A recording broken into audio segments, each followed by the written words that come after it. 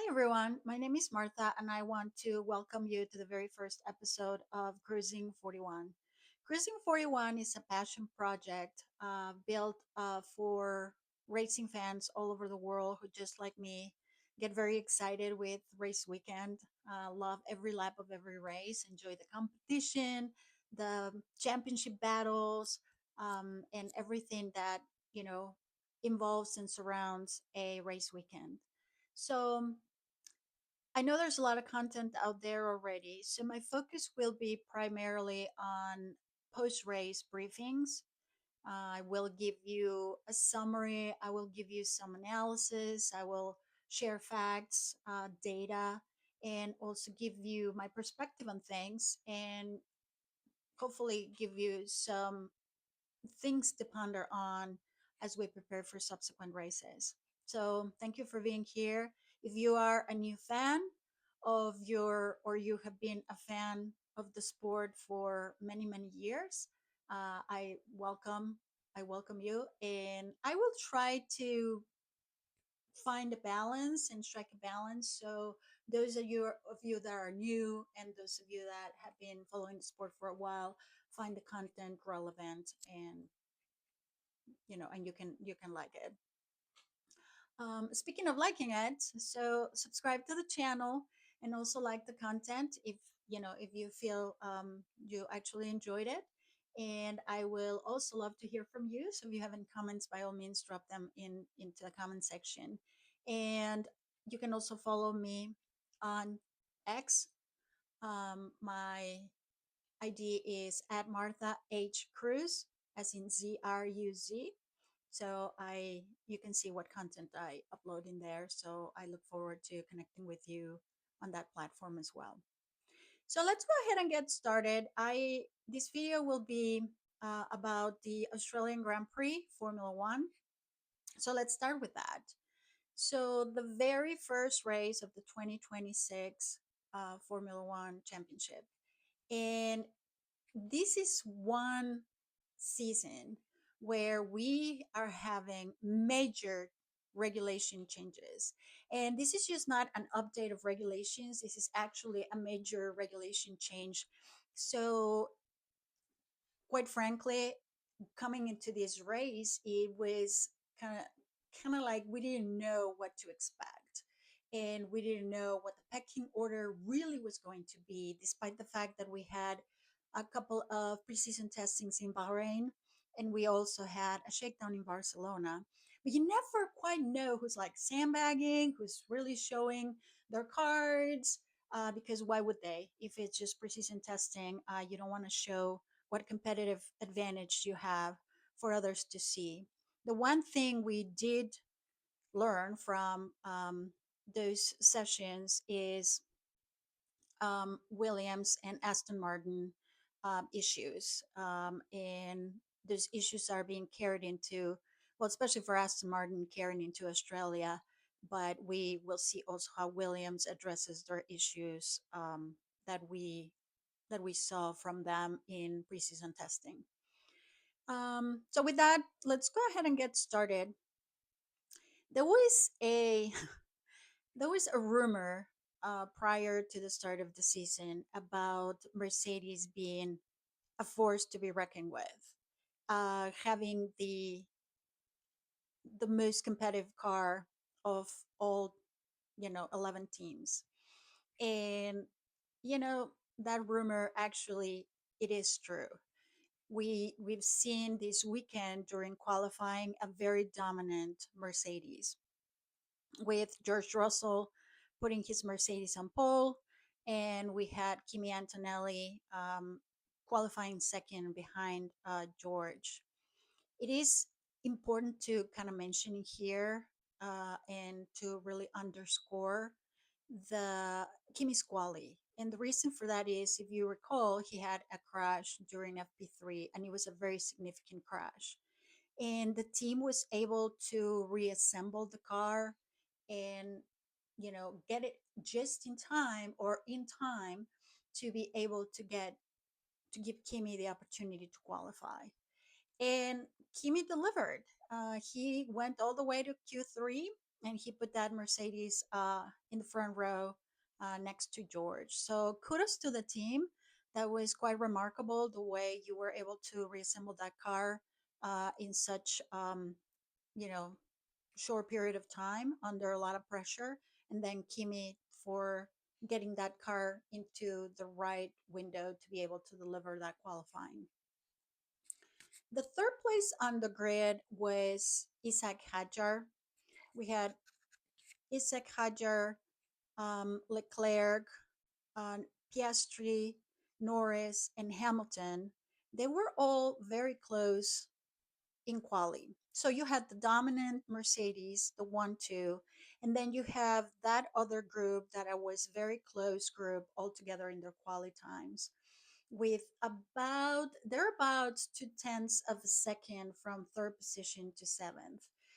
So quite close that group, kind of like all together. A couple of things that also happened during quali that I'd like to mention is Max Verstappen having that uncharacteristic and very unusual crash during Q1.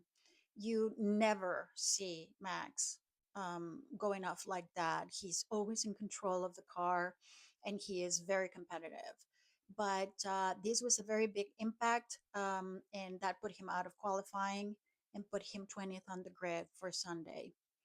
The other mention I want to make is Arvin Lindblad.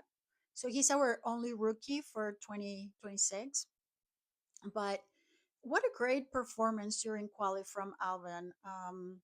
He put that Racing Bulls into Q3 on debut, and um, and he's starting. He was starting the race ninth on the grid, so really good from Alvin. Then we go into race day, and we have the home hero Oscar Piastri.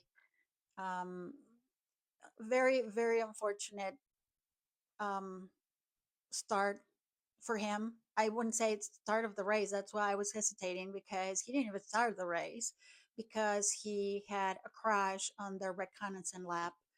And, he was starting fifth on the grid, but never made it to the grid.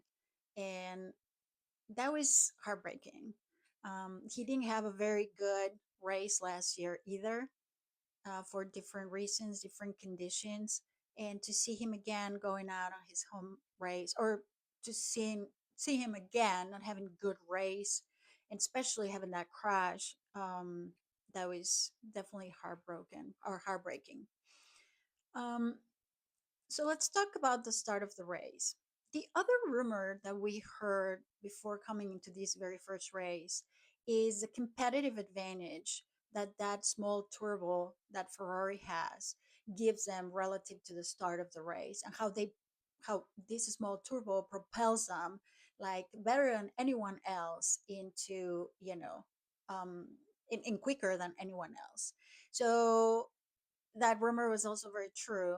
And at the start of the race, we saw Charles Leclerc, who again he started in fourth, taking the lead from George Russell, and that was and it was not only Charles, it was also Lewis, who also kind of propelled from like seventh, and he gained positions. But you could see that Ferrari or those Ferraris just like going, way faster than anyone else, and so that small turbo is proving to be good for them and a good competitive advantage. There was a situation during the start that I'd like to mention, and that was Liam Lawson stalling at the start of the race.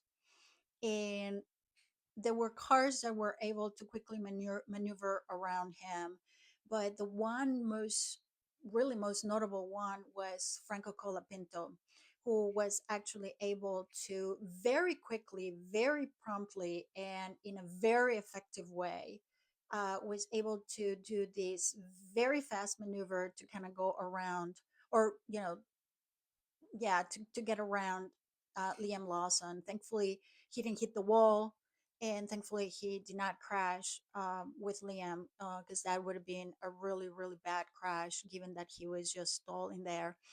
Um, so it was. definitely a very sharp reaction by Franco, but kind of like a very close call. So, something for the FIA and the governing body to kind of like review, especially when it comes to like start procedures.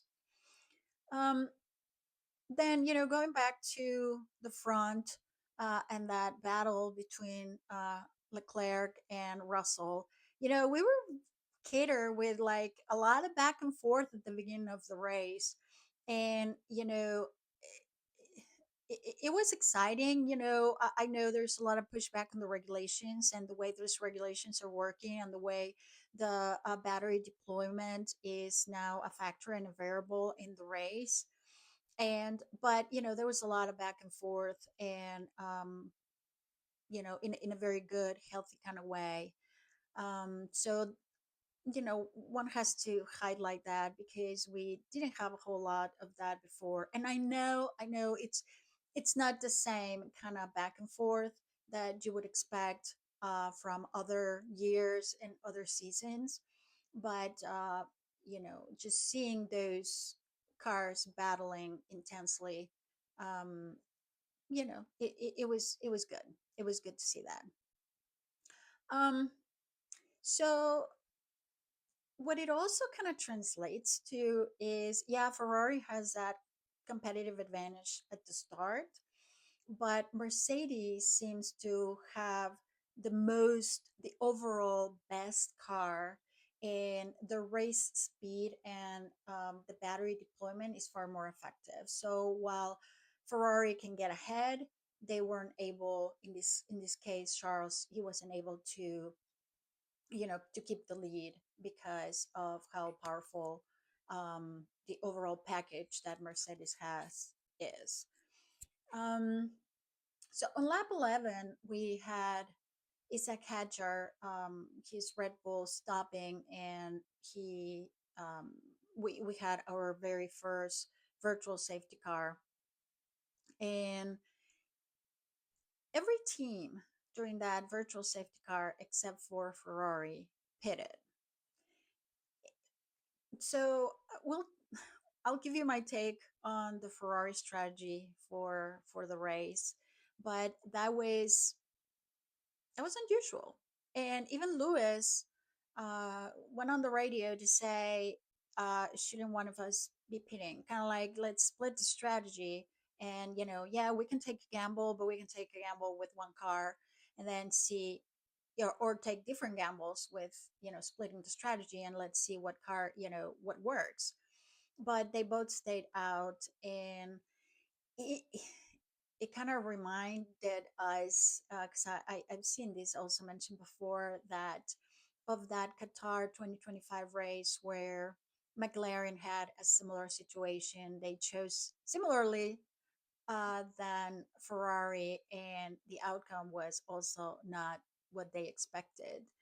So kind of like unusual. Now, and again, I'll talk a little bit about the overall strategy from Ferrari, because then we had another virtual safety car that was deployed, and this was lap 18. Lap 18 was when Valtteri Bottas Cadillac stopped with an issue, and you know they deployed the virtual safety car at that point. Now, okay, so let's talk about that Ferrari strategy now that I covered the two virtual safety cars. So the first one, um, you know, possibly what they were trying to overcome or trying to handle is the fact that, yeah, they have a better start, but they couldn't keep the lead. So by leaving, Charles and Lewis out there, they will give them some level of competitive advantage by, having track position. What baffles me, and I think baffles others as well, is, including Lewis, like I mentioned, he made a comment on the radio, is why wouldn't they split the strategy? So leave Charles out and bring Lewis in, or vice versa. Um, it seems as though Ferrari was betting on another safety car or virtual safety car, which you definitely could expect, given that this is a first race and there's going to be reliability issues out there. But still, splitting the strategy would at least giving one of the cars the opportunity to take advantage of um, of whatever the circumstances were, and you will have one car definitely on the right strategy. Um, so if they were betting, which seems like they were, for another virtual safety car, there was another one when Valtteri's Cadillac stopped. The problem is that incident didn't help them in that by the time it happened, uh, if I recall correctly, both Ferraris had already gone by uh, the pits, so it was too late for them to get in. And then by the time that they kind of like went around, then because Valtteri's car stopped very close to the pit lane, then um, then they closed the pits to be able to remove the car safely. So that didn't work out for them either. So this kind of goes all the way around to say, why didn't they try to split the strategy and at least have one of the two of them um, go into the pits on the very first safety car when Isaac Hadjar stopped? So they'll learn from this, and it's difficult to judge the calls because they are having to make decisions on the spot, but at the same time, when everybody else is doing something different than you're doing, it begs the question whether or not you are really looking at this the right way from a strategy standpoint. um so at the end, the Mercedes dominance prevailed, with George and Kimi finishing 1-2, which is, you know, an accomplishment that Mercedes has not had since 2019. And so, it's been quite a while since they had a 1-2. And then Ferrari held on the 3-4 with Charles getting in the podium and Lewis right behind. Lewis got really close to Charles towards the end. Uh, Still, great result for the Scuderia, and you know we'll see what the next race will give us. Um, so it is worth mentioning that the first four finishers, where I mean, the difference in time between second and fourth, I think it was like within 13 seconds of George. But then you go to fifth, who was Lando Norris, and the difference was over 35 seconds. So again, it just not only asserts the dominance that Mercedes has, but it also highlights that the two teams right now at the top are Mercedes and Ferrari. Max was able to, you know, to get into a better position. Obviously, he started 20th, but we know Max is very good at kind of like getting his way up the field, and he did. But he ended up in six. He didn't. He wasn't able to get any further than six.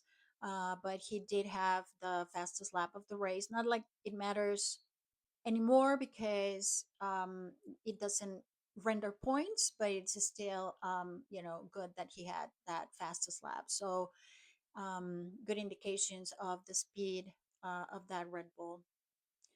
And there's a few shout outs that I'd like to give here on some outstanding performances. The first one again is Alvin Lindblad, who again, rookie on debut, very first race in Formula One, and he was able to finish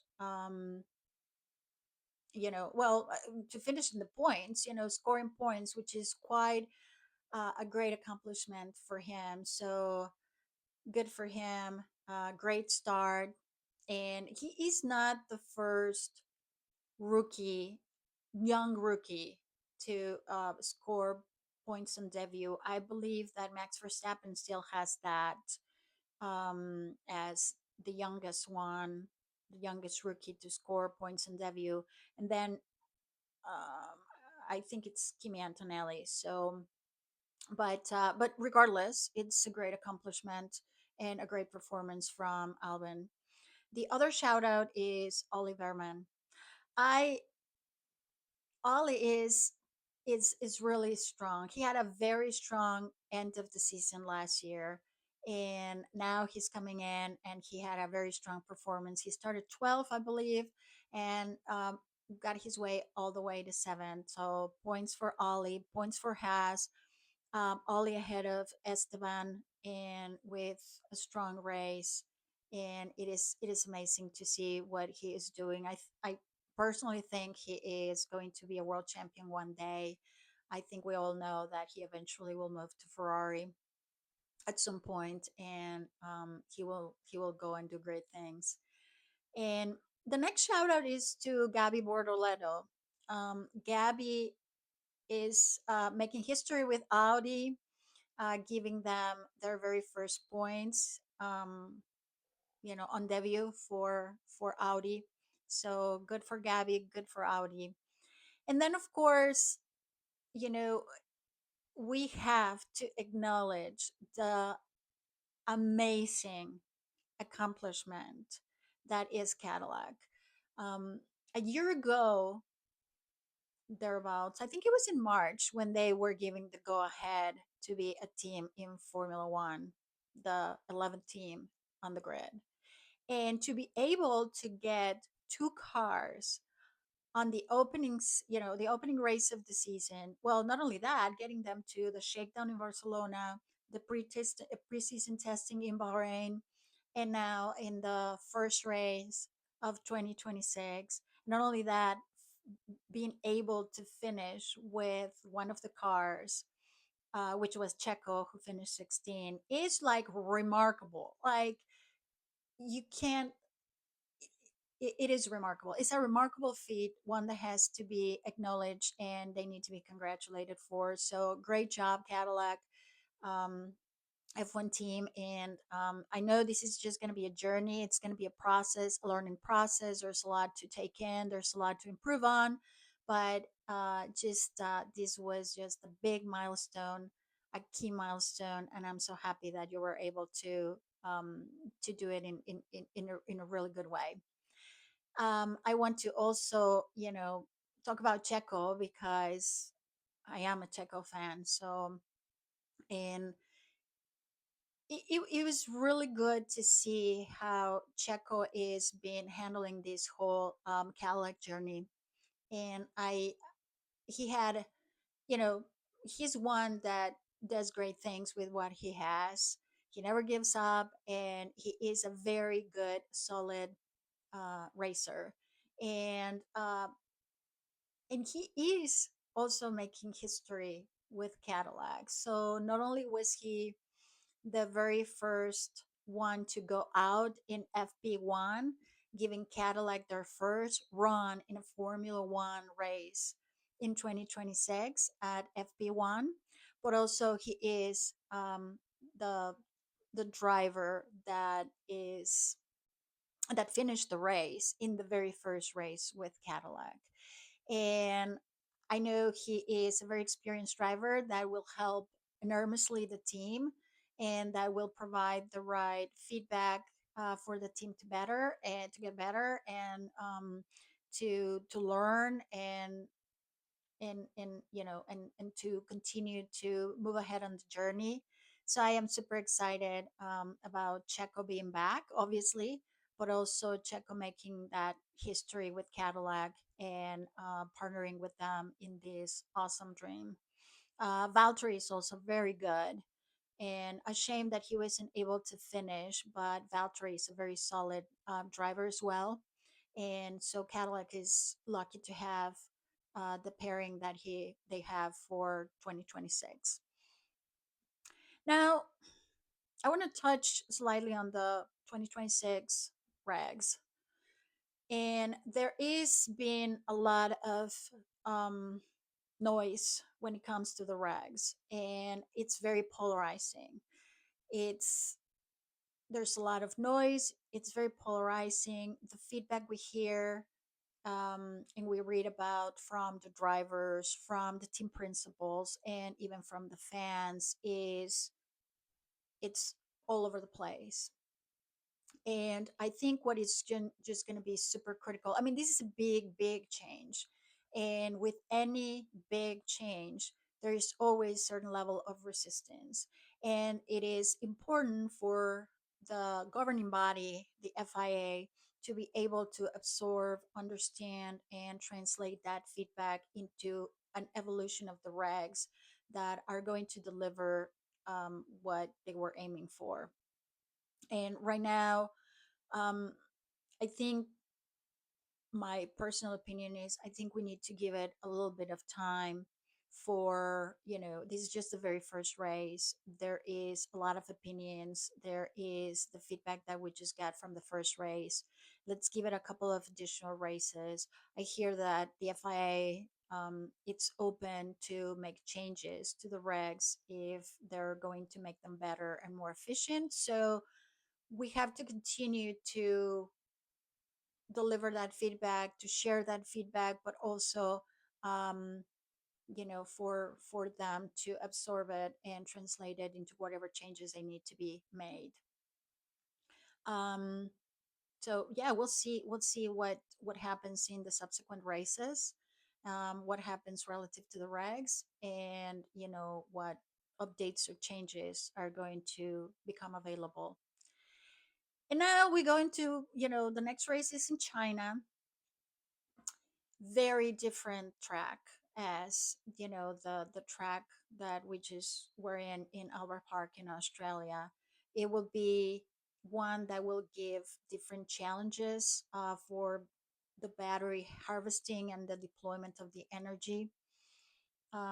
It is also going to be, well, it's our first 2026 sprint race, so that will be exciting because there's only going to be one free practice session for the drivers to get used to whatever changes they need to be deployed based on the different track that China is.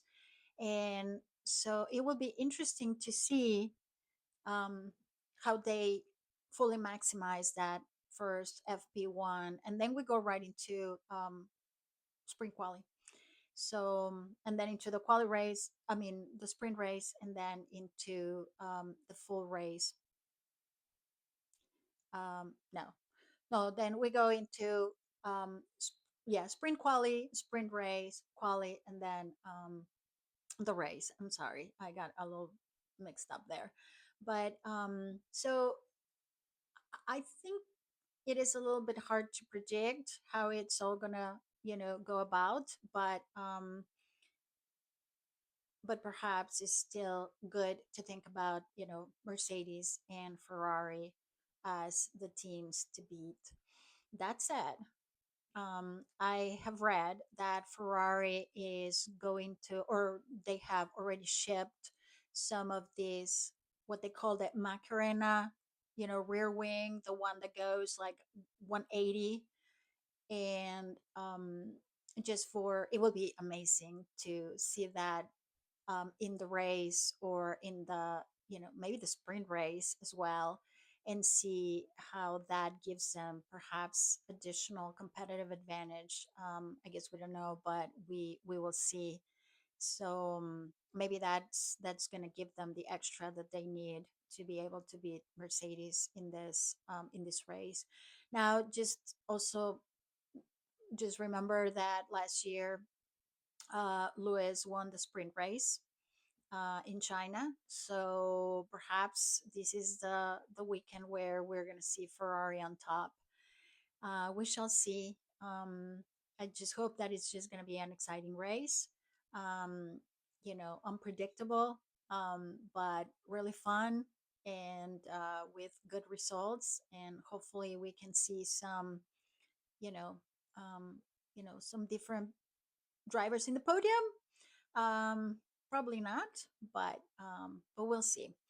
Uh, Anyways, with that, I conclude my briefing for the Australia GP. I will see you next week when I upload the content for China. So, thank you very much for listening and welcome again. And I'll talk to you soon. Bye.